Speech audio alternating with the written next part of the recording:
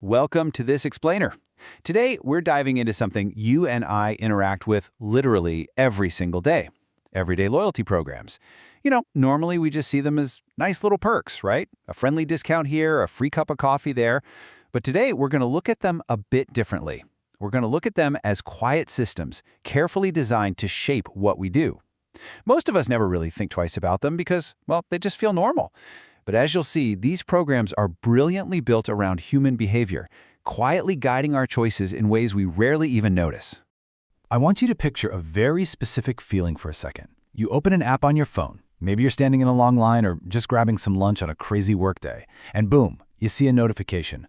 Only 2 more purchases until your free drink. Think about that familiar, exciting little rush you get.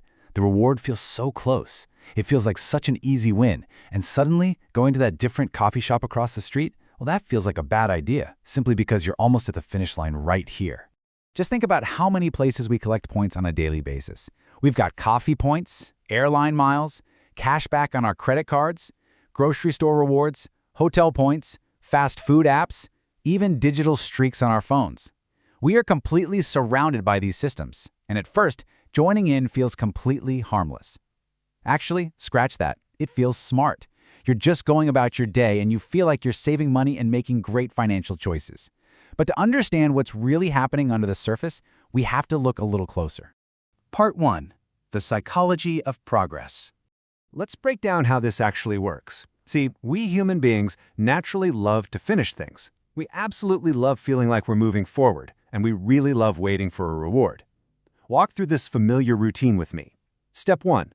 You notice your points. Step 2. You check the progress bar. Step 3. You feel that anticipation. That progress bar isn't just there to look pretty.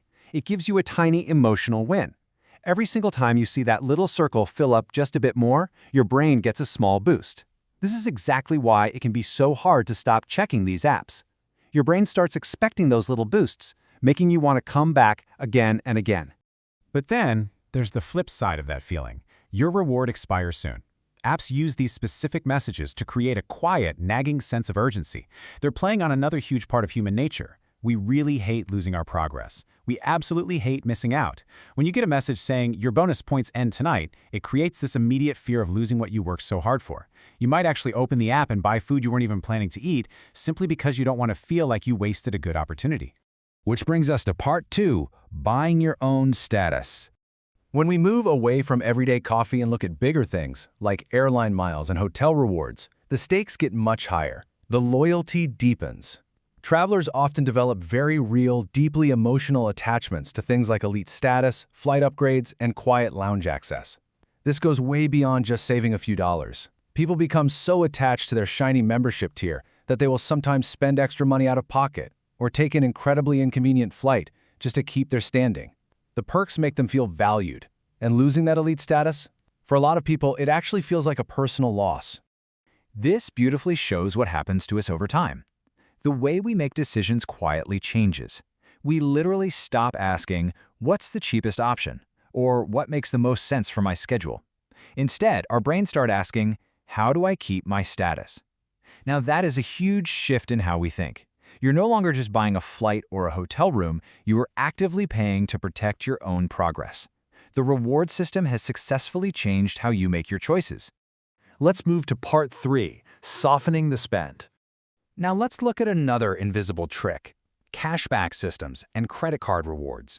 Earning points or receiving cashback actually softens the painful feeling of spending money. It makes our purchases feel smarter.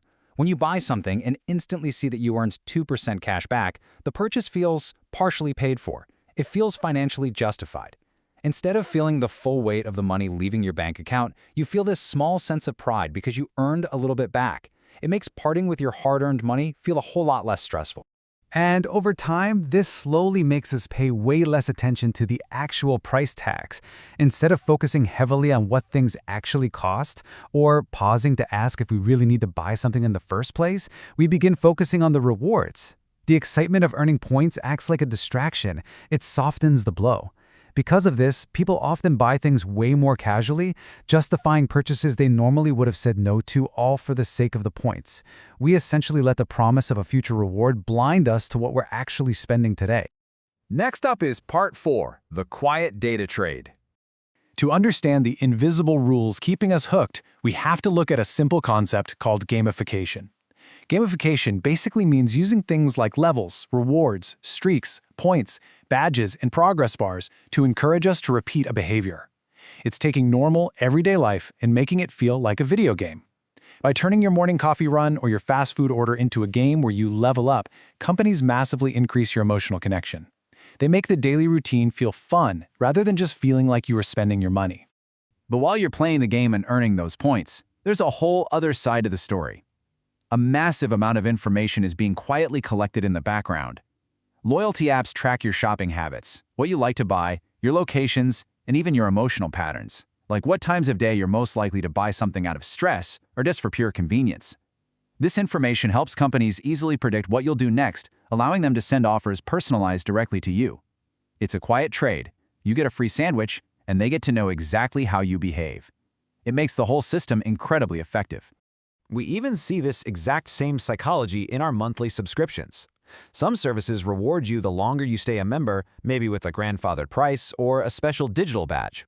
Over time, customers become emotionally invested in keeping their access and holding on to their specific perks. Even if they rarely watch the streaming service or use the app anymore, they keep paying simply because they do not want to lose their progress or drop down to a basic tier. Without even realizing it, they're just paying a monthly fee to protect their status. Finally, Part 5, the hidden trade-off. This brings us to exactly why businesses love these programs so much. Loyal, emotionally attached customers are predictable, and they spend money repeatedly. Now, most loyalty systems do provide real rewards. You genuinely might get a free coffee or a nice flight upgrade. But the hidden trade-off is that you are slowly allowing a carefully designed system to automatically influence your habits. The true cost is letting a little digital progress bar dictate where you go and what you buy. We all notice the reward, but very few of us notice how the reward quietly changes our behavior over time. So the next time you open an app to check a streak, or you feel that sudden urge to buy something just to get the bonus points, I want you to pause and ask yourself, are you choosing the reward, or is the reward choosing for you? Thank you so much for watching this explainer. If you enjoyed seeing how these subtle structures impact our daily lives, please subscribe and follow the channel.